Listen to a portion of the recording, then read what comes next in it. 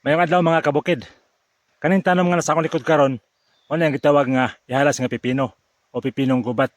Ang komune man creeping cucumber. Ayan scientific ni man Milotria pindula.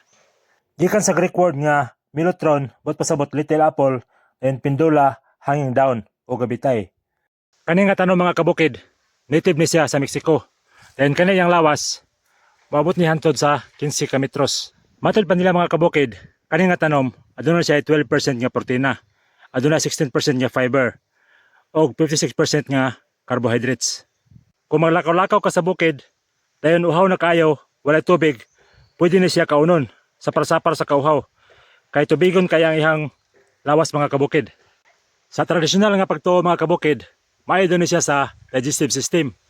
Maayod ni siya kaunon sa mga taong dili kalibang, gibuturan, o kanang wala mahilisan. Antioxidants po daw ni mga kabukid. Mutabang siya sa pagpaggang sa mga sakit nga kakaporma sa atong lawas.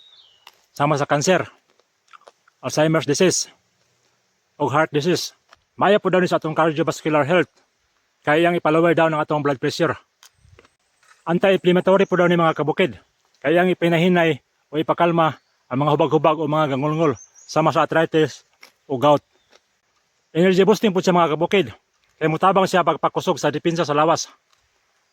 Mutambal po daw ni siya mga kabukid sa mga samad-samad o mga infections diya sa lawas, sa hinahinay o sa hilom mga papaangi. Kaning hinog mga kabukid, color itom, pwede po ni siya ipurga sa manok o guban pa nga mga livestocks. Kaning hinog mga kabukid, medyo daw ni toxic. Ato ni harbison ang green ron. Atong salaron. Kung mukaon tani mga kabukid, atong piliw ng green. Dili ato piliw ng hinog. Kaya kanang hinog, posible nga makalipong siya o makahilo. Harbison po nato ang dahon mga kabukid. Yapin nato iya tendrils. Kung mukaon daw ta sa dahon ani mga kabukid, apil iya tendrils. Makapawala daw ni siya sa acid influx ug aslom sa tiyan. Atong hugasan ang dahon mga kabukid, kay usahay naay mga sapiring nga gagmay. Ato pod lapuan mga kabukid o pabukalan para mawala ang chemicals nga iyang naabsorb karong adlaw o ang mga insekto nga naa sa mga dahon. Atong salaron mga kabukid, ang available lang diri nga mga ingredients o ang luya, asin, og suka. Kaning pirmi na pagkaon sa dahon sa pipinong gubat mga kabukid, makapahinay daw siya sa water retention. Dayon, makapanindot sa pag-ihi. Murag saluyot yang lami mga kabukid pero dili lang danlog. Ato pong salaron yang bunga mga kabukid, kay mas malami siya kung salaron kaysa kilawon lang.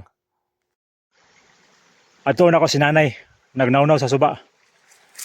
Patilaw na ko siya aning bago na ko na-discoveryan.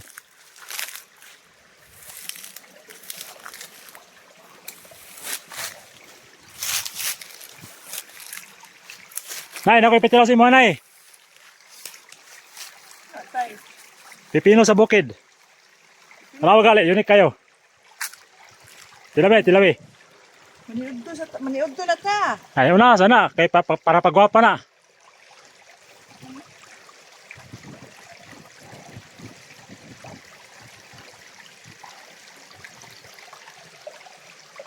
Ano no?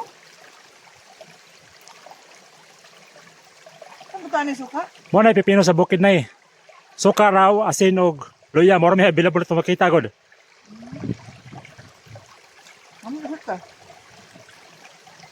Ano ba? Pipino, yapon family sa Pipino. Pipino siya pero gagmay. Ah, Pero dili na sa Pilipinas, originate sa Mexico. apel na po vlog ni mo ani.